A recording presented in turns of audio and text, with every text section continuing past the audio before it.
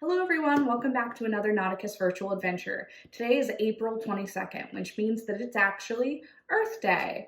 Earth Day was established after heavy campaigning by Senator Nelson, who is from Wisconsin. So we have that connection with our battleship Wisconsin right there. But Senator Nelson really campaigned and got Earth Day established as a holiday in the United States in 1970, which means that it's actually the 50th anniversary of Earth Day in the United States.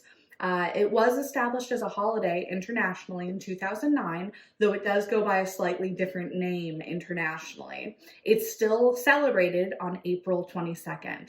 So this is a day where we all come together as a global community to celebrate Earth, this planet that we all live on, and all the different ways that we can conserve and become better stewards to nature.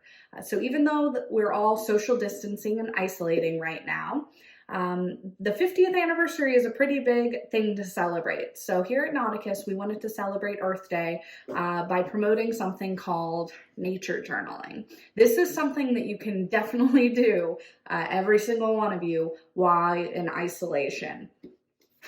So what you do is you go and grab a journal. And if you don't have a journal, you can actually even make one just by taking several sheets of paper that you have around your house and kind of making your own book for it. But I actually happen to have an empty journal lying around. You go and grab a journal and you either look out your window, go out into your backyard, go step on your patio, or go for a walk if you're able to, whatever you feel is comfortable and safe.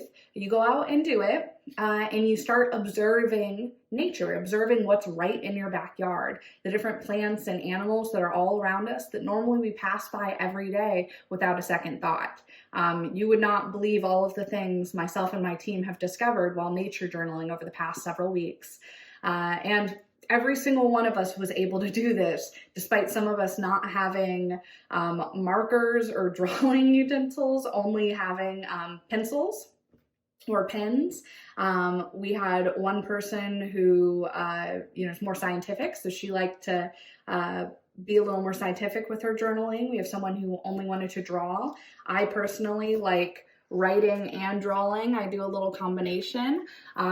Nature journaling is what you make of it. So we're all able to connect with nature in whatever way we can. I'm going to show now all of the different journaling that my team did, including my own, and different ways that you can celebrate Earth Day while at home. So take a look at everyone's nature journal, and I hope this encourages you to start one of your own. Hi everybody, this is Molly from Nauticus, and I am here with my nature journal to show you guys a couple of things that I have been doing this past couple weeks. I wanted to start off by making this collage of different places that I've lived and worked, and also I made this page with this card my grandmother sent me in the mail. March 26th, I took a walk over to The Hague and I saw all kinds of different stuff.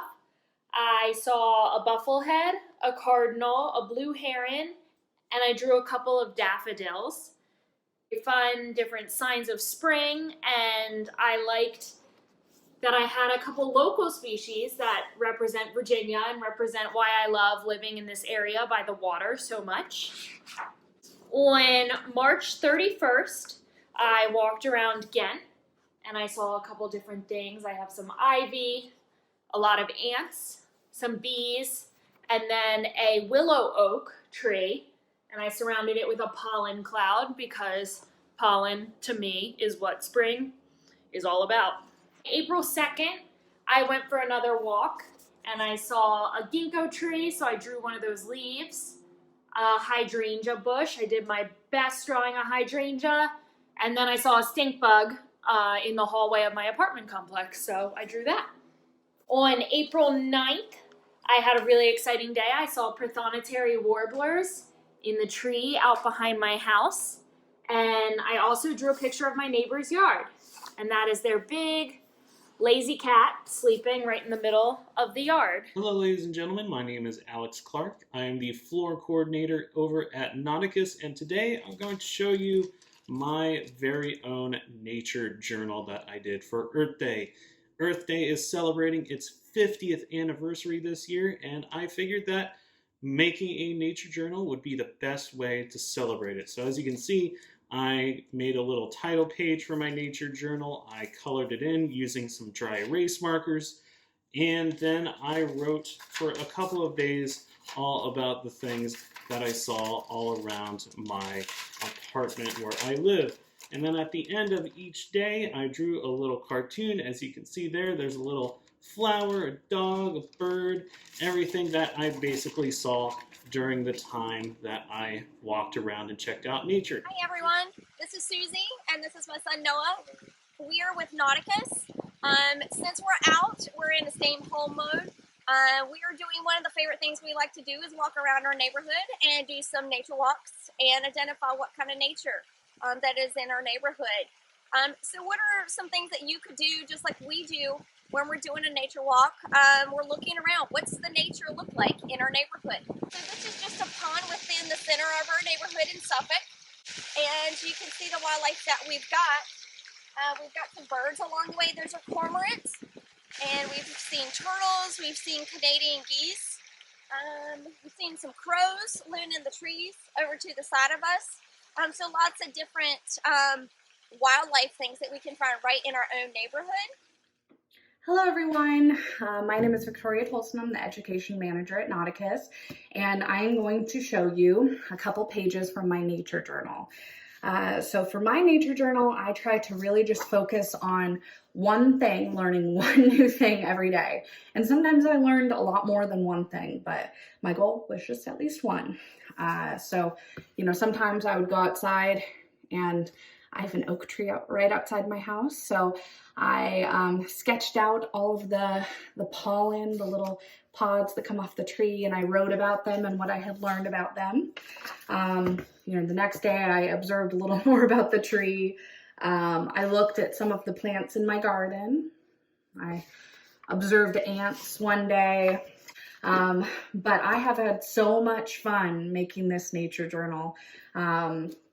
And kind of keeping track of my progress and the different things that I discover, and just being a scientist for my own life in my own backyard. Hi everyone, Taylor here, and I wanted to walk you guys through my nature journal.